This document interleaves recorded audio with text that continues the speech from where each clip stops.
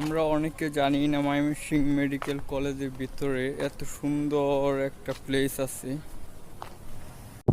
Mymensingh medical কলেজের ভিতরে এত সুন্দর একটা প্লেস আমরা হয়তো আগে থেকে জানি না বা সবাই দেখে নাই। এই প্লেসটা অপূর্ব এক সুন্দর।